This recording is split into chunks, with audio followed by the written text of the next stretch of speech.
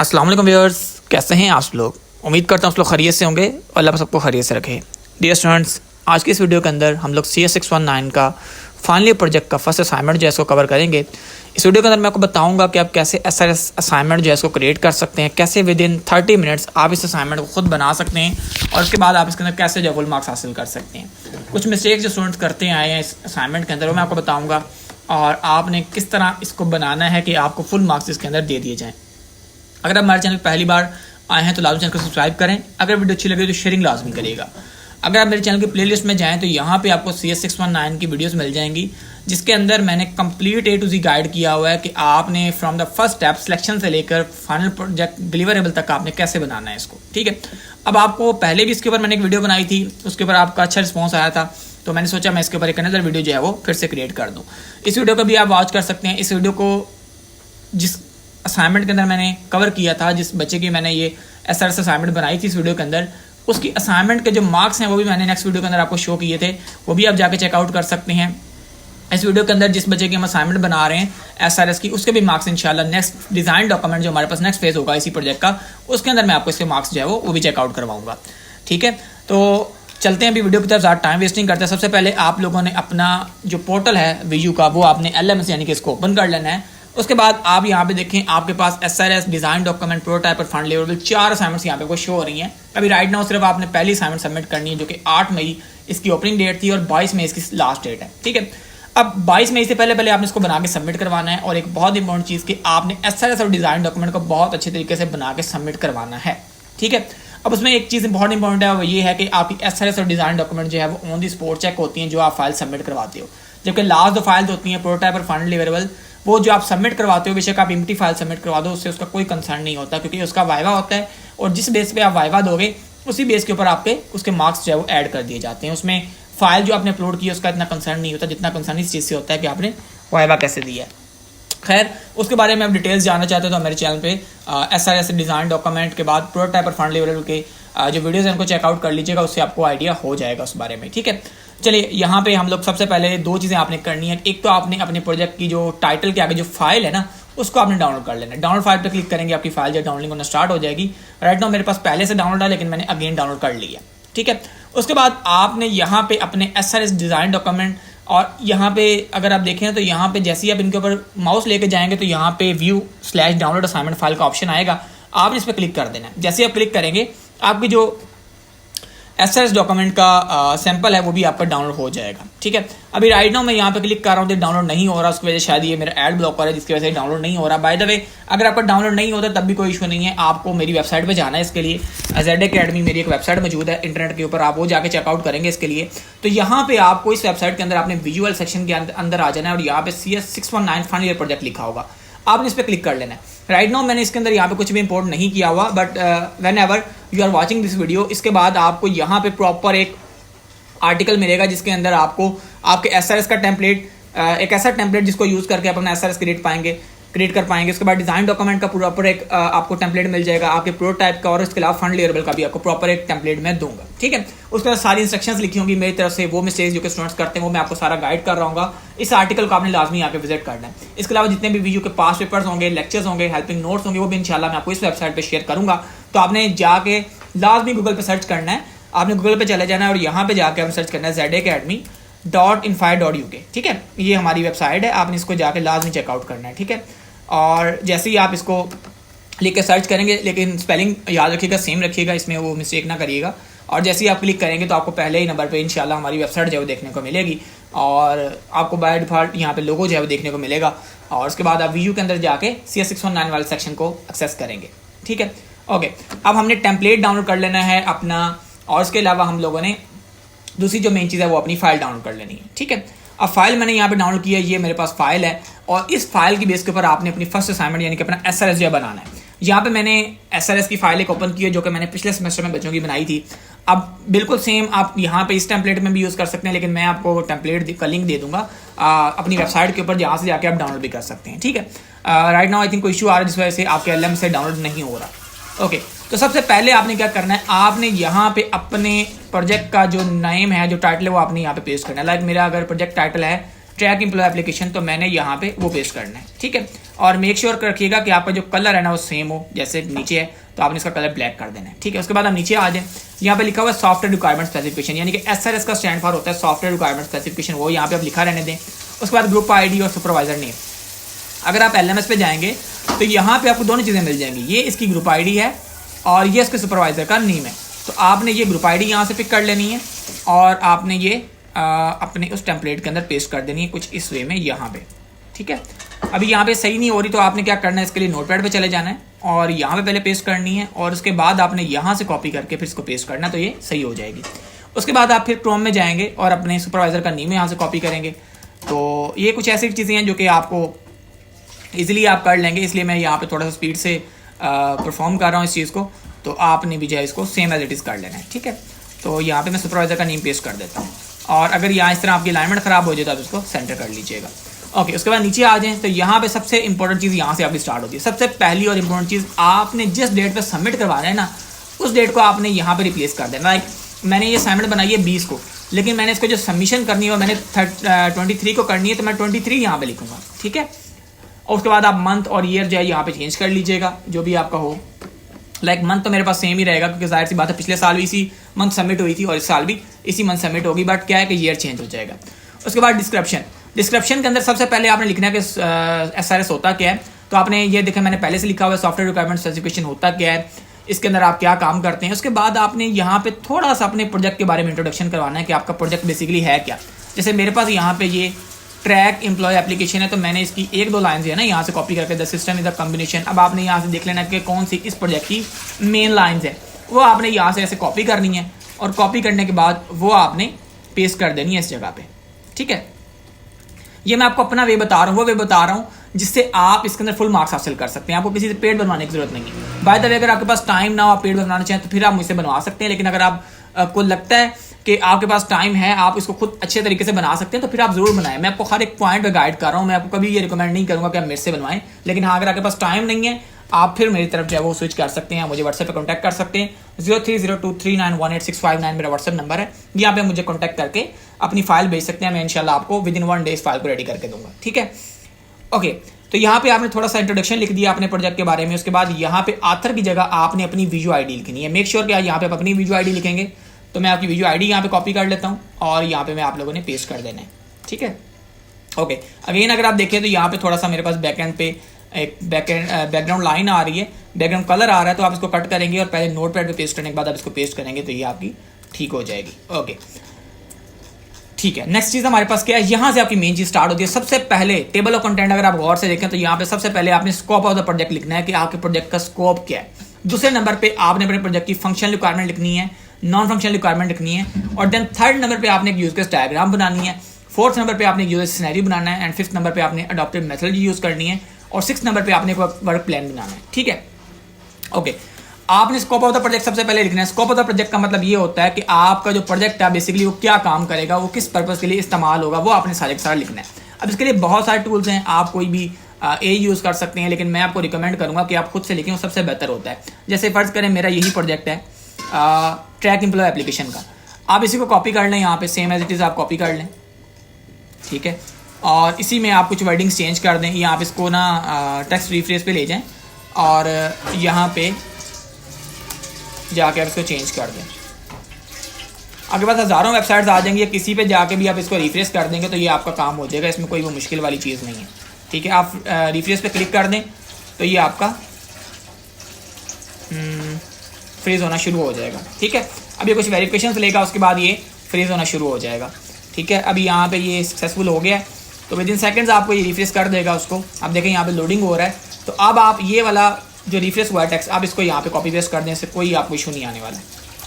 Copy paste मैंने कर दिया, अब आप इसको यहाँ पे पेस्ट कर दें इस जगह पे स्कोप ऑफ द प्रोजेक्ट के अंदर।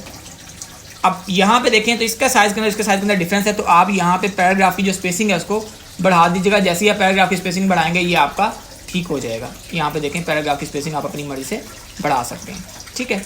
उसके बाद फंक्शनल रिक्वायरमेंट, तो मैंने आपको बताया था कि आपके प्रोजेक्ट के अंदर हम लोग जो सेकंड नंबर पे काम कर रहे होंगे वो फंक्शनल रिक्वायरमेंट और नॉन फंक्शनल रिक्वायरमेंट का होगा।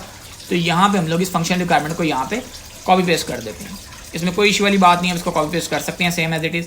तो मैं इसको यहाँ पे कॉपी पेस्ट कर देता हूँ। और याद रखें कि आप फंक्शन रिक्वायरमेंट और नॉन फंक्शन रिक्वायरमेंट कोशिश करें कि आपके एक ही पेज पे कवर हो जाए, ठीक है।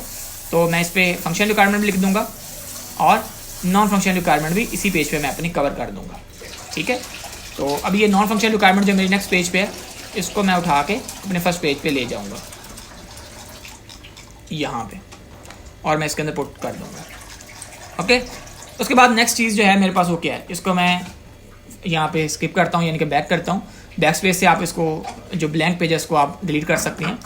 उसके बाद अब यहाँ पे नेक्स्ट चीज़ है यूज केस डायग्राम। अब यूज केस डायग्राम बड़ी इंपॉर्टेंट होती है, इसको आप ध्यान से देखिएगा। यहाँ पे ये जो आपको पर्सन शो हो रहे हैं ये इसके अंदर एक्टर्स होते हैं, और ये जो हैं ये इसके अंदर एट्रीब्यूट्स होते हैं, यानी कि जो पर्सन ने टास्क या फीचर्स परफॉर्म करने हैं, जो फंक्शन परफॉर्म करने हैं, वो उसके सारे के सारे यूज केसेस होते हैं। और जो उस पर्सन ने करना होता है वो यहाँ पे एज अ एक्टर जो है वो कह लें कि रोल प्ले कर रहा होता है। तो ये हमारे एक्टर्स हैं, और ये जो फंक्शन परफॉर्म कर रहे हैं वो यहाँ पे इसके यूज केसेस या एट्रीब्यूट कह लें या फंक्शन कह लें, आप कुछ भी जो आपको ईजी लगे, ठीक है।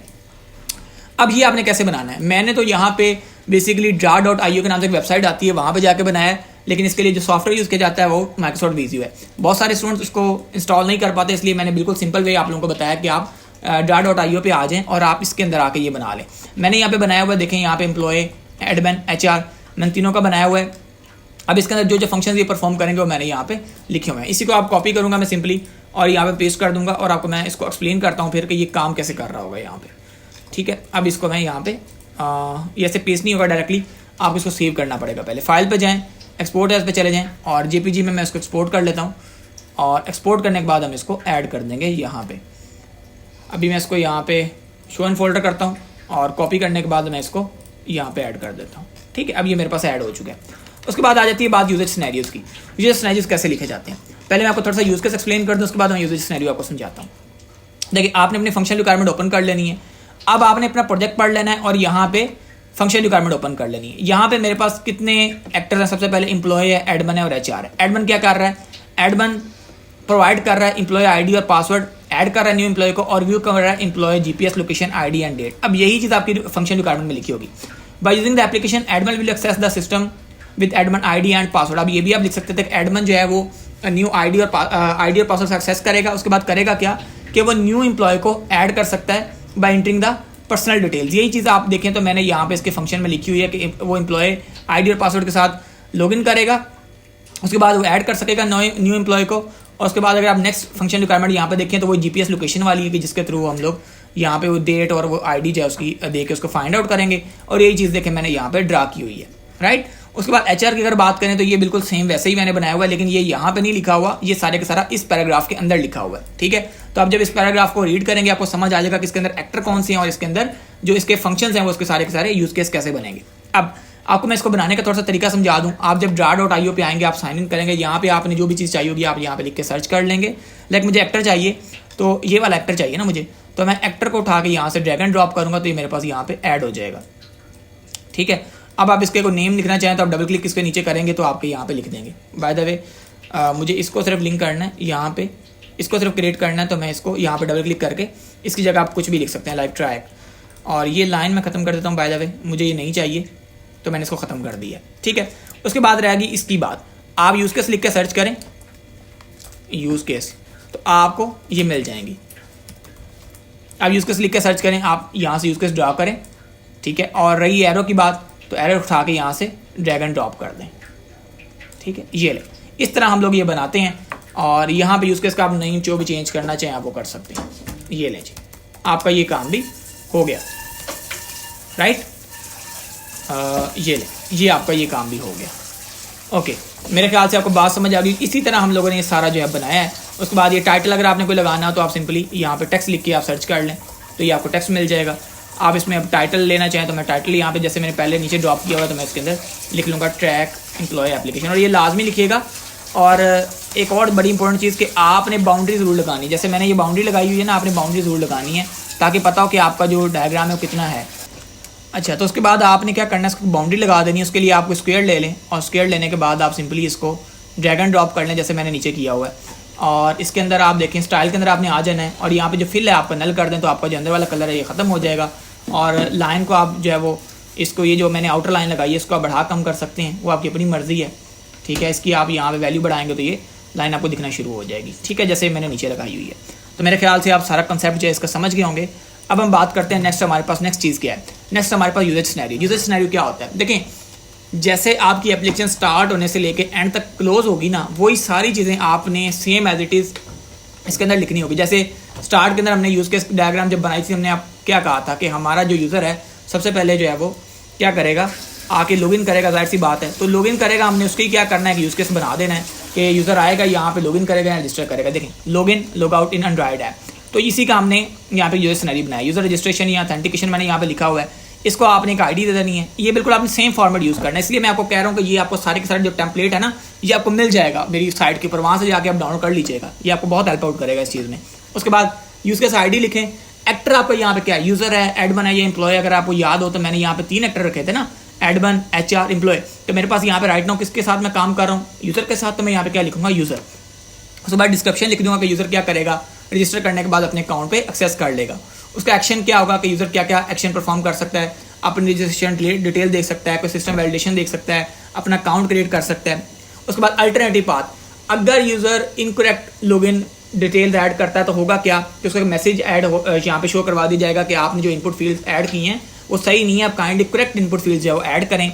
उसके बाद प्री कंडीशन होती है कि अगर यूज़र ने पहले से रजिस्टर्ड किया हुआ है तो यूज़र डायरेक्टली लॉगिन कर सकता है। और पोस्ट कंडीशन क्या है कि अगर यूज़र ने अकाउंट क्रिएट कर लिया तो वो डायरेक्टली ऑथेंटिकेट करके लॉगिन कर सकता है, मीन के डायरेक्टली लॉगिन पेज पे जाके लॉगिन कर सकता है। उसके बाद ऑथर की जगह अगेन से आपने अपनी वीडियो आईडी जो है वो लिख लेनी है, यहाँ से कॉपी करके अपनी वीडियो आईडी जहाँ पे जो है वो कॉपी पेस्ट कर दीजिएगा। ठीक है, ये मैंने लिख दी। उसके बाद एक्सेप्शन, एक्सेप्शन के अंदर जाके आपने एक रीज़न बतानी होती है, क्या रीज़न जो है फेलियर की आ सकते हैं। जैसे मैंने कहा network failure, email server down, database connectivity, ये चीज़ें आप यहाँ पे लिख सकते हैं। अब जब आपको एक बॉक्स मिल जाएगा ना बना बनाया, एक टेबल आपको मिल जाएगा, आपको आइडिया हो जाएगा ये काम कैसे करता है। जैसे मैंने यूज़ केस टाइटल का आपको बताया कि इसके अंदर आप टाइटल लिखते हैं। आईडी का मैंने कहा बताया कि ये आप अपनी मर्जी से रख सकते हैं, 0 1 रख लें, 1 2 3, क्योंकि हमने 5-6 यूज़ केसेस बनाने होते हैं, यूसेज सिनेरियोज, तो इसलिए हम लोगों ने यहाँ पे इसको आईडी देते हैं। उसके बाद एक्टर आपने कैसे लिखने हैं वो मैं आपको बता चुका हूँ, डिस्क्रिप्शन कैसे लिखनी है वो बता चुका हूँ, एक्शन बता चुका हूँ, अल्टरनेटिव पाथ आपको समझ आ गए होंगे। अब प्री कंडीशन और पोस्ट कंडीशन आपको मैं थोड़ा सा अगेन एक्सप्लेन कर देता हूँ। प्री कंडीशन ये होती है कि रजिस्ट्रेशन के पेज के जाने से पहले, और पोस्ट कंडीशन क्या होती है कि रजिस्टर करने के बाद। आथर क्या होता है कि जो आपकी जो इस सिस्टम को क्रिएट कर रहा है वो, और एक्सेप्शन बेसिकली ये होता है कि अगर इसमें कोई फेलियर आता है तो उसमें क्या रीजन हो सकती हैं। ठीक है, ये आपने 5-6 जो क्रिएट कर लेने हैं, मैंने यहाँ पे 5-6 क्रिएट किए हुए हैं। उसके बाद हमारे पास आती है अडॉप्टेड मेथोडोलॉजी। देखिए हर प्रोजेक्ट के लिए अलग अडॉप्टेड मेथोडोलॉजी होती है, यानी कि कौन सा एक मेथोडोलॉजी बेस्ट होगी, आपने पढ़े होंगे इसमें। अगर आप गूगल करें तो आपको यहाँ पे बहुत सारे मेथोडोलॉजीज मिल जाएंगे सॉफ्टवेयर के, जिसके अंदर वाटर लाइफ साइकिल मॉडल मिल जाता है आपको। ठीक है, इटरेटिव मॉडल आपको मिल जाता है, व्यू प्रोसेस मॉडल आपको मिल जाता है, और सबसे ज़्यादा जो मॉडल यूज़ किया जाता है वो व्यू प्रोसेस मॉडल है। ठीक है, अब आपने पहले तो वो लिखना है कि आप कौन सा मॉडल यूज़ कर रहे हैं। जैसे मैंने यहाँ पे अजाइल मॉडल यूज़ किया है, और फिर आपने लिखना है कि आप उस मॉडल को यूज़ कर रहे हैं तो उसकी रीज़न क्या है। जैसे मैंने लिखा flexibility, iterative development, collaboration, customer feedback, ये सारा आपने लिखने के बाद जितने भी मॉडल्स रह गए हैं, जैसे वाटरफॉल मॉडल हो गया, स्पिरल मॉडल हो गया, ठीक है, व्यू प्रोसेस मॉडल हो गया, आपने इनको भी डिटेल से लिखना है। ठीक है, उसके बाद आपने लास्ट में चीज़ क्रिएट करनी है, वो है आपका MS प्रोजेक्ट के अंदर आपने एक वर्क शेड्यूल क्रिएट करना है। अब ये वर्क शेड्यूल अगर तो आप विजियो यूज़ कर रहे हैं देन तो आप इजीली बना लेंगे, लेकिन अगर आप विजियो नहीं यूज़ कर रहे तो आपको ये मैं आपको jar.io के अंदर भी बना के दिखा देता हूँ बाय द वे, या अदरवाइज आप पेंट के अंदर भी ये बना सकते हैं, एक्सेल फाइल के अंदर भी आप बना सकते हैं। तो आप गैंट चार्ट लिख के सर्च कर लीजिएगा, अगर आपको यहाँ पे ये मिल जाएगा मेरे ख्याल से। तो आप यहाँ पे देखें तो मेरे पास गैंट चार्ट यहाँ पे आ गया है, मैं इसको कट कर देता हूँ और यहाँ पे गैंट चार्ट को यहाँ पे आप ड्रैग एंड ड्रॉप कर दें। ठीक है, अब मैंने इसको जब ड्रैग एंड ड्रॉप किया तो आप देखें टास्क 1 आ गया, तो आप टास्क 1 पे क्लिक कर दें और इसके अंदर आप लिख देंगे SRS। फिर आप दूसरी असाइनमेंट आपकी कौन सी थी, डिज़ाइन डॉक्यूमेंट, वो आप लिख दें। थर्ड हमारे पास क्या है, प्रोटोटाइप है, उसको लिख दें आप। ठीक है, और लास्ट हमारे पास क्या बचता है, फंड लियरेबल, आप उसको आप लिख दें।